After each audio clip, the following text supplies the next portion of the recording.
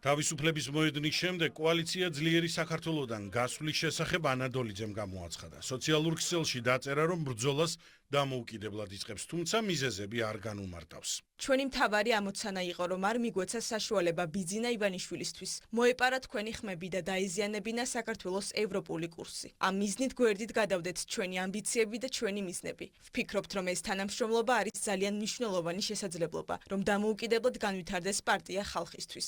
ის რაც ანადოლიძემ არ თქვა, მედიაში უკვე ითქვა. გავრცელებული ინფორმაციით ანადოლიძემ ალიკო ელისაშვილმა და საბა ბუაძემ თბილისის მერობის კანდიდატურა ვერ გაიყვეს, თუმცა ამაზე საჯაროდ საუბარი დაშლილ კოალიციაში აღარ სურთ. კოალიციები იქნება არჩევნების წინ და არჩევნების გამარჯვების შემდგომ. და დანარჩენ უკვე პარტიის გადასაწყვეტია, შეიძლება ამ შემთხვევაში ვხედავთ, რომ მას სურს დამოუკიდებლად განავითაროს თავის პარტია. თუ სურვილი აქვთ პოლიტიკურ ლიდერებს და პოლიტიკურ პარტიებს დამოუკიდებლად განვითარების, მათ შეუძლიათ ეს განახორციელონ. ეს არის ნებისმიერი პოლიტიკური ძალის ლეგიტიმური სურვილი. განვითარდეს როგორც დამოუკიდებელი პარტია. საარჩევნო ციებ-წყელებამ ლელოს კოალიცია დაშალა. ახლა ჯერი დანარჩენ ოპოზიციაზეა, სადაც ერთიანი პოზიცია ისედაც არ აქვთ.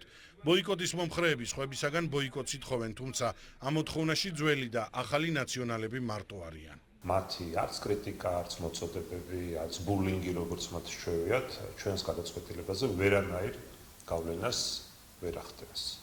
ჩვენ ვთქვით მკაფიოდ, დიახ, ჩვენ ვემზადებით ნებისმიერი შემდეგი არჩევნებისთვის. ვინც განაცხადებს თანხმობას რუსულ სენატში მონაწილეობის მიღებაზე, ის იქნება საერთოდ დაუწყებული ქართული ხალხის მიერ, შესაძლოა რაც სისტემური ცვლილებები მოხდება. მართველი გუნდი ოპოზიციის რიტორიკის ცვლილებას ამჩნევს, რაც იმის თქმის საფუძველს აძლევთ, რომ ოპოზიციის ნაწილმა გარე პატრონებისაგან დავალება უკვე მიიღო. ამ დავალების აღსრულების პროცესში კი კოალიციათა რღვევა არ უკვირთ. არც ანადოლიძისთვის არის დიდი დანაკარგი, თუ კი ლელოს შემადგენლობაში სივრცეში აღარ იმოძრავებს და არც ლელოსთვის არის დიდი დანაკარგი, თუ კი ანადოლიძე არ იქნება მის რიგებში. შიდა რღვევა, შიდა დაპირისპირება და კანდიდატზე შეუთანხმებლობა ეს არის სრულიად გასაგები და სრულიად მოსალოდნელი რადიკალების მხრიდან, მათ არანაირი ერთიანი პლატფორმა არ აქვს და ვერ სექნებათ. ახალი სცენარი არის დადგენილი მათი პატრონების მხრიდან, როდესაც ყველაზე რადიკალურ მიმართულებებს, რომლებიც პირდაპირ ასოცირებული არიან ნაციონალურ მოძრაობასთან,